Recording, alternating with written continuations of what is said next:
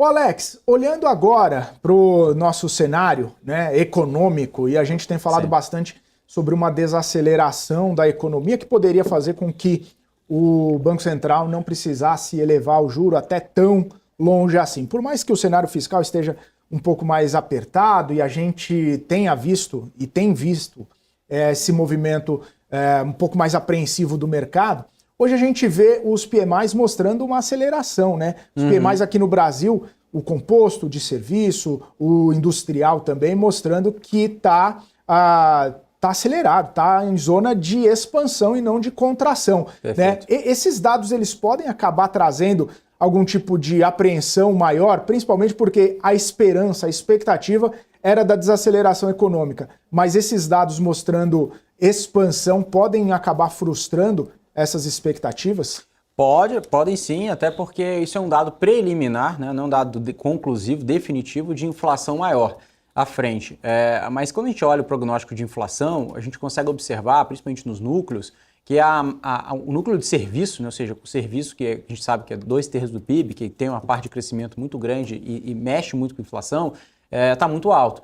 Então, quando a gente olha vários níveis de serviços dentro da composição da inflação, a gente sabe que a gente não teve ali uma composição de queda, e sim de uma alta e de um nível até preocupante. Então, muita gente questionando até em relação ao próprio IPCA, a gente sabe que teve o bônus do Itaipu, tudo aquilo que acabou, né, desfocando um pouco, né, da leitura da inflação, mas quando a gente olha muito os núcleos, né, a gente tem olhado muito isso, por isso que os economistas estão de olho, falando, olha, foi um número até um pouco abaixo da expectativa, mas lembrando, os núcleos ainda estão pressionados.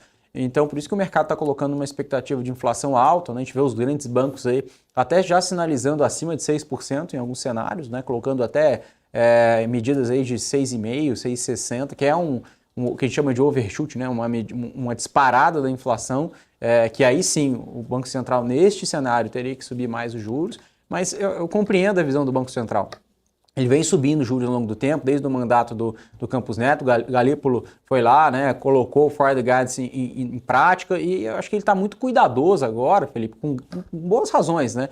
Porque dependendo do tamanho da dose do remédio, acaba virando um veneno. Se ele falar assim, não, eu vou começar a subir juros de uma forma demasiada aqui para controlar a inflação muito rápido. A economia, da mesma forma que ela acelera, ela vai desacelerar muito rápido. E aí entra naquele papo que o mercado não colocou no Brasil, que eu não vejo também esse cenário, mas de uma recessão no curto prazo. Né? O que eu chamo de curto prazo? Eu falo aqui nos próximos 12 meses, né? Ou seja, à medida que a inflação suba muito rápido. E aí o Banco Central vai ter que subir muito mais os juros no curto prazo, muito mais do que a curva está indicando aí nas telas dos investidores. Então essa é a preocupação da dose, né? Então não é se realmente nós, por exemplo, a questão dos cortes de juros, uma hora vai ter que cortar juros, isso é natural, é ciclo de política monetária, de ciclo monetário, mas acho que ninguém está discutindo isso. Lá nos Estados Unidos a gente consegue ver isso muito mais nítido nas discussões lá, né? Quando a gente vê um dado abaixo do esperado, aí a questão é que lá nos Estados Unidos a gente está falando que está uma política monetária à frente, né? Já está discutindo corte de juros lá.